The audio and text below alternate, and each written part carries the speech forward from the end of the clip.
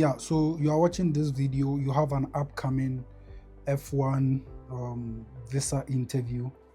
Wherever you are watching from, you are going to the US Embassy, you are going for your student visa interview, and you are contemplating on some of the questions to um, get some of the questions that you might be asked by the consular or by the visa officer when you go for your visa interview.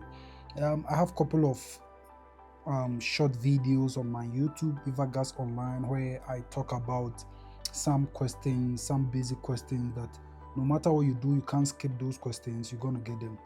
But today I want to ask this question. It's also a question that normally consulars are going to ask you when you go for your visa interview. So I'm going to ask that question and answer it. So if you are watching this, you are going for your visa interview in the coming days, in the coming weeks, or in the coming months. You want to answer this question this particular way. So now the question is, what is the question?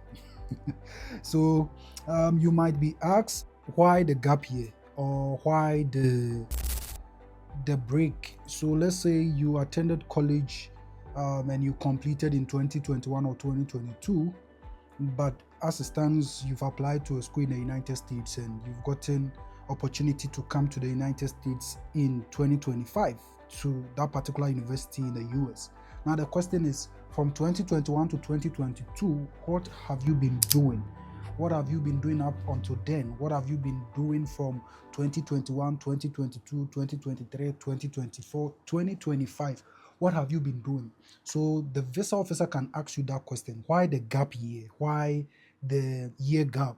Right? Because they want to find out a lot of reasons. They want to find out a lot of things. And I'll tell you what you shouldn't say before I tell you what you should say. So one thing that you shouldn't say is that I've not been doing anything up until now. I just decided to apply to this school last year. I got into it and I decided to just give it a shot. You don't want to say that, because the moment you say that, you've gotten yourself denied. Honestly, you're not going to get a visa. So you don't want to create the impression that from 2021, 2022 to 2025, you've not been doing anything. Even if you are not employed, if you are a student, you are watching me, and from 2021, 2022, 2023, 2024, you've not been employed, you still should be able to, tell the VO something tangible, something feasible, something that is substantial that they can work with.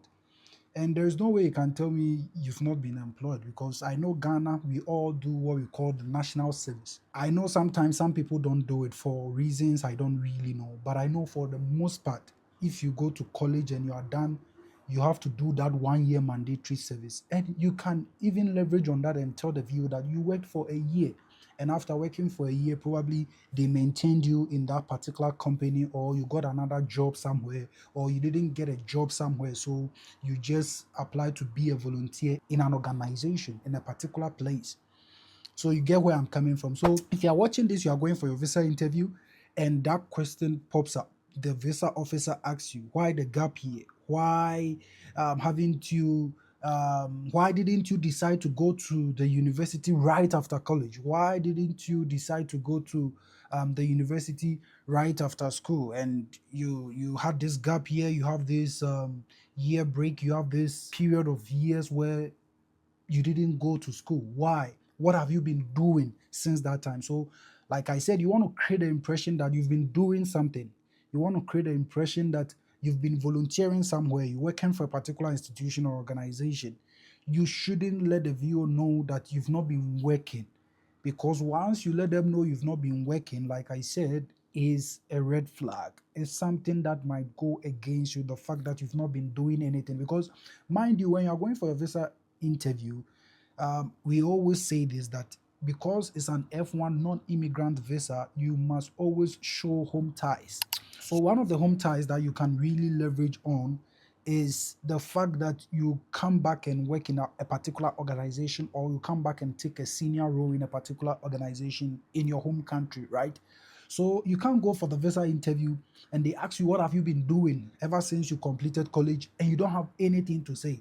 Because if you don't have anything doing, what shows that when you come to the US and you are done with school, you're going to come back to your home country? Because like I said, it's a non-immigrant visa, which demands that once you are done, you should come back home and help in one way or the other, or help in some areas based on what you came here to study, right? So you have to be able to build on home ties. And one of the home ties, like I'm talking about, is the fact that you have a job or you've worked in an organization. So no matter what happens, you have that opportunity or that mandate to be able to come back to that organization and work. It's not necessarily the fact that you should come back and work in that organization.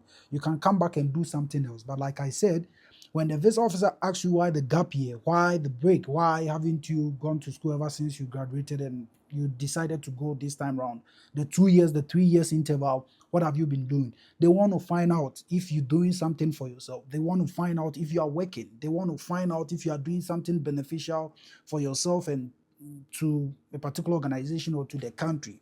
So you should always pay attention to that, because this is one of the questions that comes up and sometimes we don't pay attention to it, and people go there, ask this question and they fumble, they don't know what to say. Sometimes people even say national service is not a work or it's not a job, so they've not been doing anything ever since they completed school. No, that is false. National service is a work. It gave you some work experience. I worked at the National Signals Bureau as an emergency call dispatcher, and it was a job. When I was filling my DS 160, they will ask you past jobs or past works that you've done, and I inputted that in my DS 160 that I worked in this particular organization. So please pay attention to that. Thank you.